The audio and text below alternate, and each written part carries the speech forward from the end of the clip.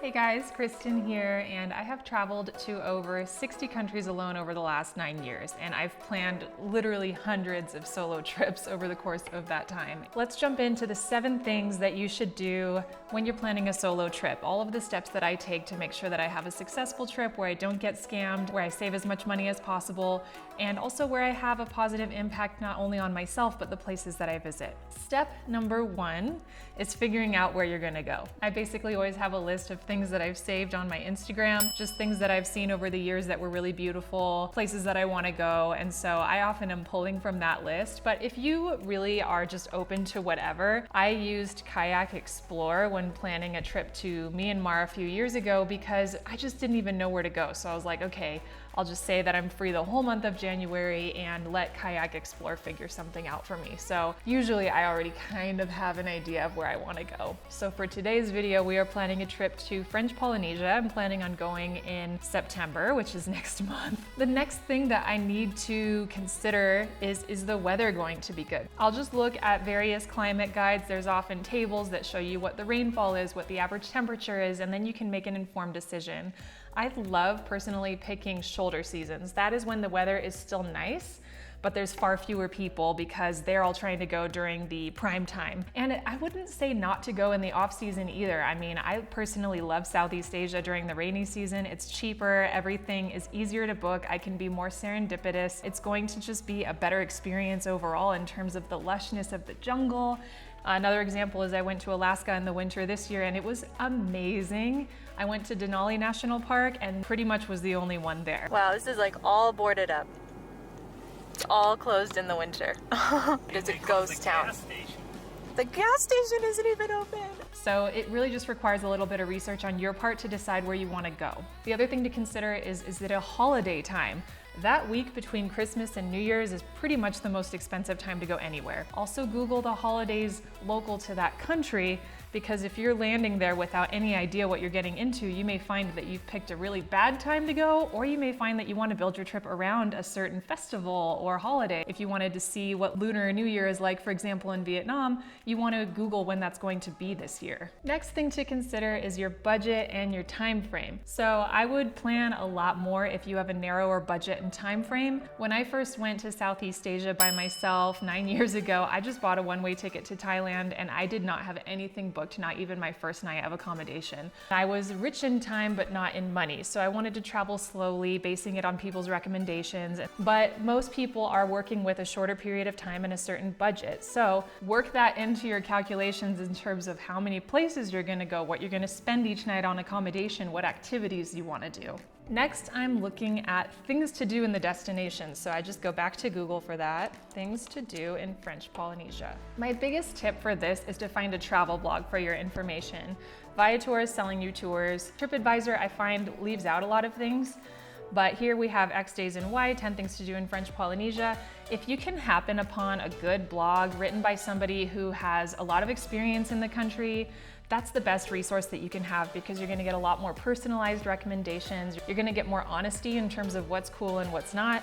And so I definitely recommend looking for travel blogs for your information in terms of things to do. I also go to Pinterest as well. I'll just put the same search term in there, things to do in French Polynesia. And then I can see visually certain places where it's like, okay, yeah, I really wanna make sure that I see that. I also really like just looking on Instagram. So I'll go to the location search tab and then I'll put in French Polynesia and see what pops up here. So you're probably going to get a lot of influencers posting stuff, but you'll also get the major reposting accounts because they're going to show you both the popular and famous things, but also a few more of the off the beaten path types of things.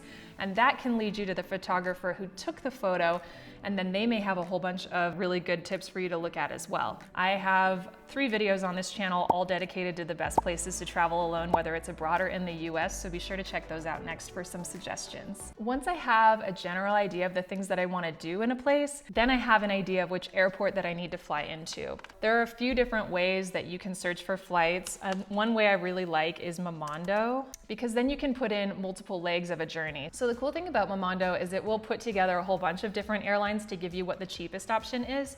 but then they also have a least CO2 option, which I really appreciate. Another thing that I like to do is just go to Google Flights, and what you can get from that, if we put in, say, San Francisco to Tahiti, is it gives me an idea of if these are high or low right now. They've got this little graph where it shows you whether prices are low, typical, or high for the trip. So if you're seeing that it's high, it may be because you've left it to the last minute, but also you could turn on the track prices function, and then they will send you an email whenever the price fluctuates in one direction or another. You can also look at the date grid, which helps you to piece together the best possible round trip flight so that you can save money if you've got any flexibility in your schedule. In this case, I could save almost $600 by just moving my dates around minimally. Another tip I have for you is to book in the country's local language. So when I was flying from Berlin, Germany to Johannesburg in South Africa, it was actually 50% cheaper for me to book on the German booking website in German language. Next, let's look for some accommodation. Ooh, you guys, there's a really good deal on here. Okay, so by looking on Momondo, I was able to find an overwater bungalow on Huahine for $100 less per night than they usually charge. So I am absolutely booking this.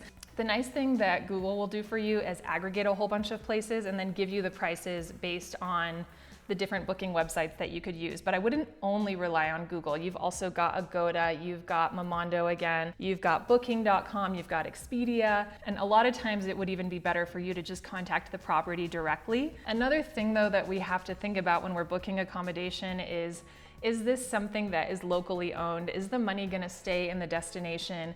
Staying at foreign-owned, all-inclusive resorts often means that most of the money leaves, and as tourists we have to be super responsible about voting with our dollars and making sure that the destinations that we're visiting actually benefit off of our visitorship. There's so many options all around the world. Make sure that you're spreading the wealth around so that people who run small businesses are able to make money as well. This is the crux of sustainable tourism. Next, I want to make sure that I prepare for the day that I land. So this is tip number 7. Make sure that you are fully reading up on the scams and annoyances and that you are set from the moment that you land at the airport. So for this, I would just go back to Google. There's a lot of message boards where people talk about this sort of stuff on here, and I really do like message boards when I get to this part because people will talk about what kind of transport is available and what it should cost. People will talk about if there are any scams that you need to be aware of. So these are really important things to know before you land in a destination. And it only takes really like 10 to 15 minutes to do this research justice. So just make sure that you know what to look out for when you land at that airport, because you can't count on that Wi-Fi working and you can't be sure that people there are trustworthy. It's actually one of the best places for a scammer because so many people are landing who don't really know what's up yet. I also pretty much always get a local SIM card at the airport unless during my reading I found that they charge too much. Sometimes that's the case.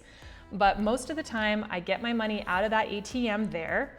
I get the SIM card and then I'm already connected before I leave the airport. This is my favorite way to handle landing in a new country. Keep in mind if it's a Sunday or not. A lot of things will be closed. Keep in mind the time that you're landing.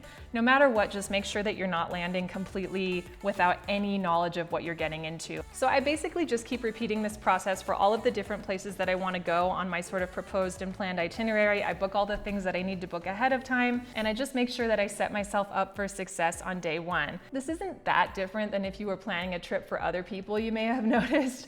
Whether you're in a group, whether you're by yourself, whether you're in a couple, these are all like pretty logical steps that you can take, but you just need to be extra clear on what it is that you want because this is your trip. I have so many suggestions on this channel about places that you can go if it's your first time traveling alone in the US and abroad, a whole bunch of information on things to do and not do to keep yourself safe. So make sure that you watch those videos next, and I will see you soon.